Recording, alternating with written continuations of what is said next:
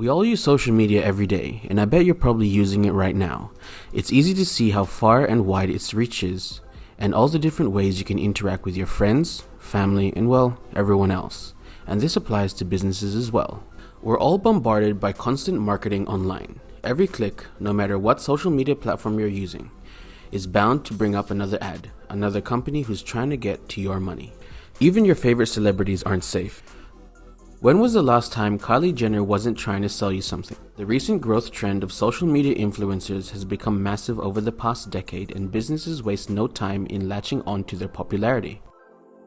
The idea is the same as it is in traditional media with celebrity endorsements.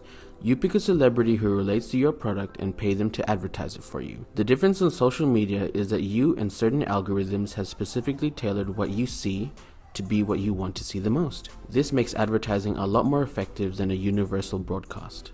User-generated content such as YouTubers and YouTube vloggers are another example of this happening. However, this could potentially have the opposite effect of what they were hoping and negatively affect people's view on them. An example of this is when Disney ended their contracts with big YouTubers such as Jake Paul and PewDiePie after they were caught up in some pretty serious scandals. Even though they were some of the biggest names on the internet, the backlash Disney foresaw was going to be far too damaging to their public image and decided it wasn't worth it. Although possible, these incidents are rare. There are more pressing challenges that companies face directly. More than 2.4 quintillion bytes of data are created each day. That's 2.4 quintillion bytes that a business will have to contend with in order to reach their customers. Due to the sheer volume of content noise that's on the internet, marketers have to adjust their strategies just to get noticed. Now, if a marketing team has made its way through the noise, they have to be very careful about what message they're sending through. One thing about the internet is that it's very polarizing. People either love something or they hate it. Take the Kendall Jenner Live for Now Pepsi ad. Clearly their intentions were good.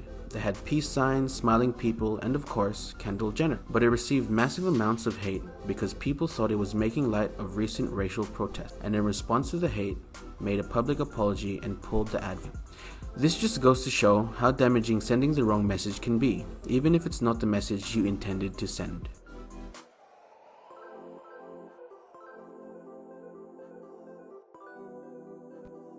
Another issue facing MNEs online is the fact that it's hardly regulated by governments.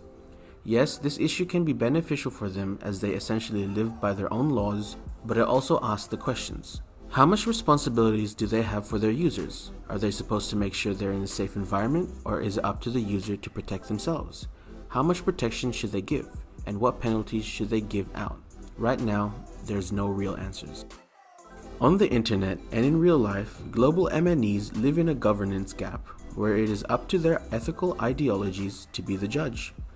Only recently have governments started to address this. In April 2018, the US Senate held a trial for Facebook over allegations that they leaked data which influenced the 2016 elections.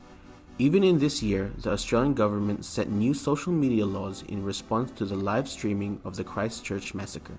So although a social media site's terms of service are created by the company, there are external stakeholders who will hold them to a high standard and criticize them if they aren't met. As you can see, there are a lot of trapdoors for companies using the internet and social media to help promote their business.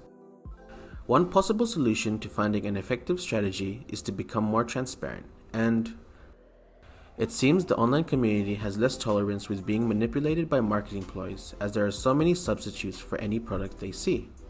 This is why some companies have adopted a less formal connection with their customers. Take the Wendy's Twitter account for example. It roasts people, and they love it. Why? Not only is it genuinely funny, but it's more human than most companies are willing to be. So ironically, this non-marketing marketing approach is actually effective and builds a good rapport with its customers. For as dangerous as social media can be, it has almost endless opportunities for businesses who are able to find the winning strategy which positively connects with its customers.